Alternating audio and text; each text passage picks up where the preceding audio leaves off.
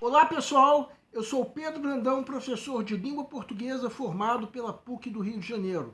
Começa agora mais uma videoaula do nosso canal Português Papo Cabeça.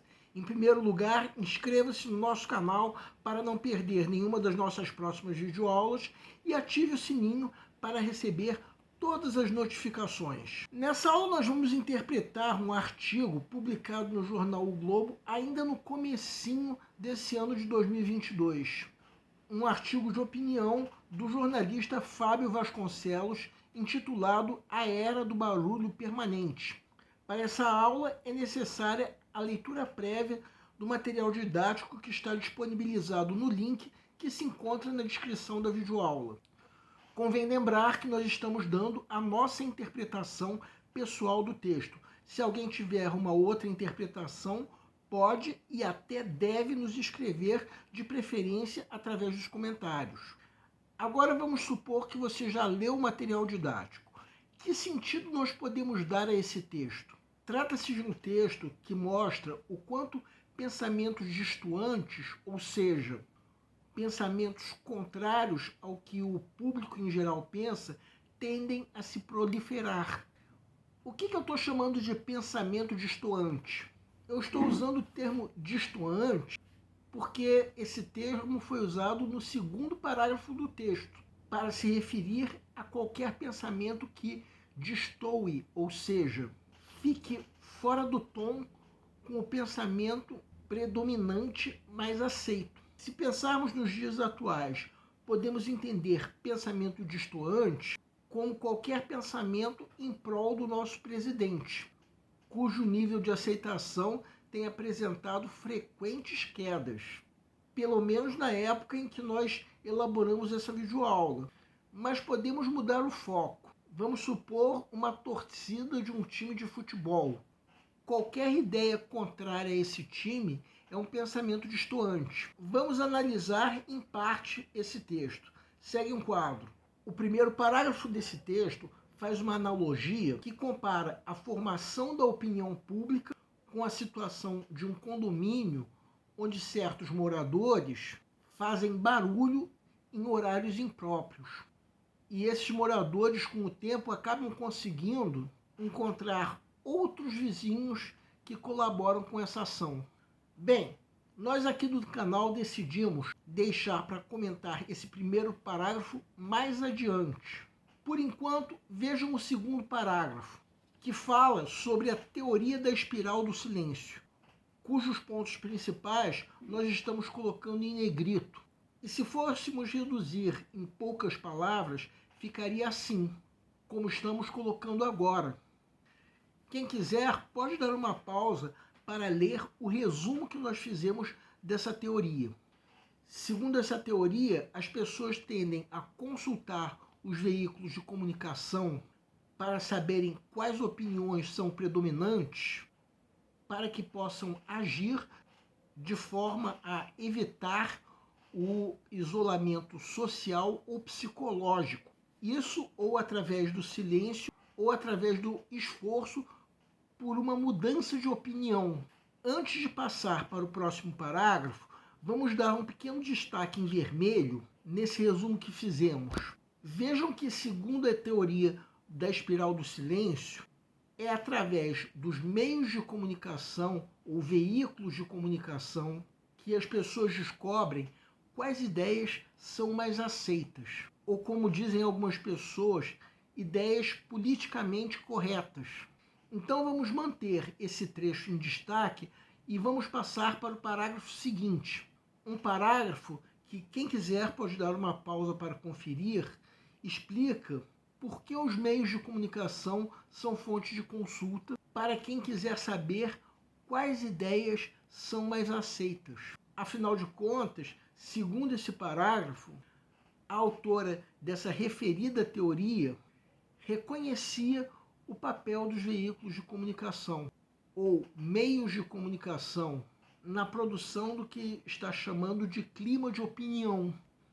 Isso por duas razões. Primeiro, pela consonância, ou seja, a similaridade entre os temas e suas percepções que existem nos meios de comunicação. Segundo, pela acumulação, ou seja, a frequência com que os temas e as percepções são abordados nesses veículos de comunicação. Esse parágrafo termina com um reconhecimento de que, na época em que essa teoria foi elaborada, a dominância do meio de comunicação era do jornal impresso, do rádio e, em menor grau, da televisão.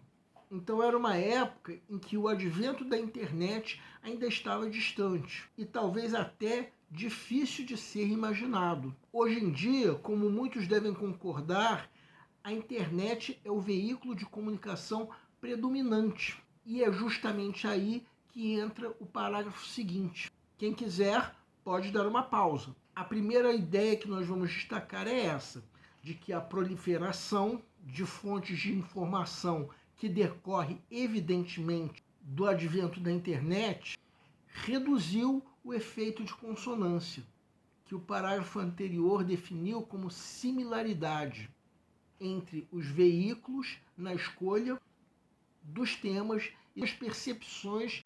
A isso nós acrescentamos o quanto as plataformas digitais permitem aos cidadãos buscarem opiniões similares, chamando isso de efeito bolha ideológica. Um fato que pode até parecer satisfatório, mas vamos acrescentar que na época em que esse artigo foi publicado, ainda nem havia ocorrido um fato que, pelo menos a mim, assustou muito. Um influenciador digital que defendeu a criação de um partido nazista no Brasil. E é claro que se isso aconteceu, foi porque ele conseguiu encontrar, através da internet, ideias que estavam em consonância com seu pensamento nazista e criou uma bolha ideológica. O resultado disso foi que um deputado defendeu a legalização de grupos nazistas aqui no Brasil. Bem, esses fatos são, digamos assim, um lado negativo da internet como veículo de comunicação. É claro que essa bolha ideológica de que o autor fala não precisa necessariamente ser de ideias repudiáveis como o nazismo, só que é importante que não deixemos de conhecer os dois lados da moeda.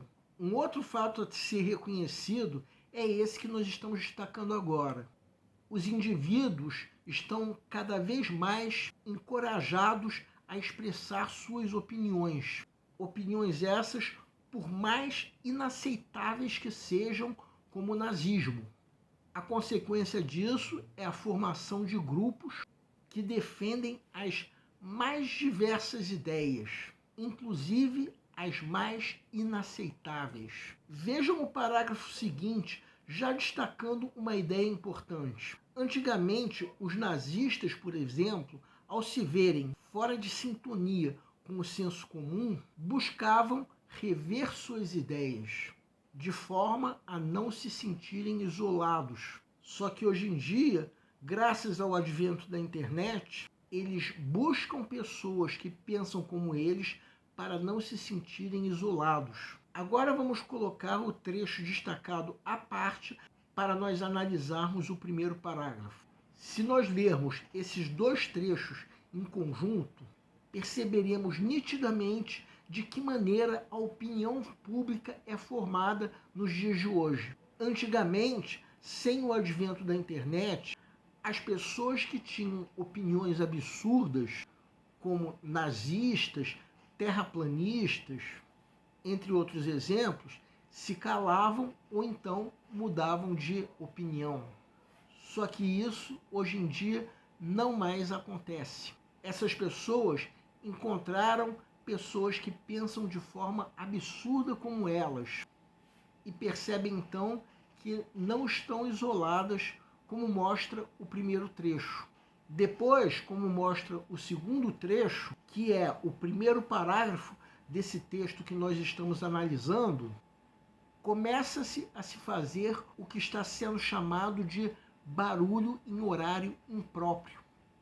E por mais que receba reclamações, essa pessoa começa a se unir com comparsas que de fato incomodam os outros. Então, por mais que tais ideias sejam destoantes, tais ideias conseguem respaldo. Esse mesmo trecho que nós analisamos em relação ao primeiro parágrafo, vamos agora analisar em relação ao resumo que nós fizemos da teoria da espiral do silêncio. Quem quiser pode dar uma pausa para perceber que nos dias de hoje essa teoria não funciona mais, já que há muitas fontes de informação. E isso reduz o efeito da consonância, como nós já vimos anteriormente. Então, em resumo, esse artigo mostra como ideias absurdas tendem a encontrar seguidores, de modo que tais ideias são cada vez mais vistas e compartilhadas. Bem, essa foi a nossa interpretação pessoal desse artigo. Se alguém tiver uma outra interpretação, pode e até deve nos escrever. Por enquanto, nós ficamos por aqui. O nosso canal Português Papo Cabeça antigamente se chamava Aprenda a Língua Portuguesa. Cada vez mais nós estaremos focados em vocês que estão movendo a roda da história para que seja criado um futuro melhor para todos. Então, o nosso foco principal continua sendo os vestibulandos, que terão no nosso canal uma fonte importante de estudos de língua portuguesa, onde nós ensinaremos os recursos da nossa língua para que possam, em primeiro lugar, escrever de forma adequada, entre outros textos, a redação do vestibular. Em segundo lugar, para que possam interpretar textos de forma adequada, não apenas numa prova de vestibular ou concurso, mas também na leitura de textos que ajudarão vocês a se manterem atualizados. Cada vez mais nós teremos no nosso canal um Papo Cabeça. Ensinaremos nossa língua sim, mas de forma a estimular a inteligência que nasceu dentro de vocês e que precisa ser estimulada. E a missão do nosso canal é melhorar cada vez mais. Então vocês podem usar tanto o nosso e-mail quanto a nossa fanpage do Facebook para fazerem qualquer comentário, elogio, crítica ou até reclamação sobre as nossas videoaulas. E vocês também podem usar tanto o nosso e-mail quanto a nossa fanpage para pedirem para esclarecer qualquer dúvida que vocês tenham sobre a matéria. E nós agradecemos a todos vocês que estão assistindo nossas videoaulas, em especial nós agradecemos a todos vocês que estão compartilhando nossas videoaulas com outras pessoas. Muito obrigado, porque vocês estão ajudando o nosso canal a ser feito. Pedimos ainda que deixem um like. Muito obrigado e aguardem nossa próxima aula.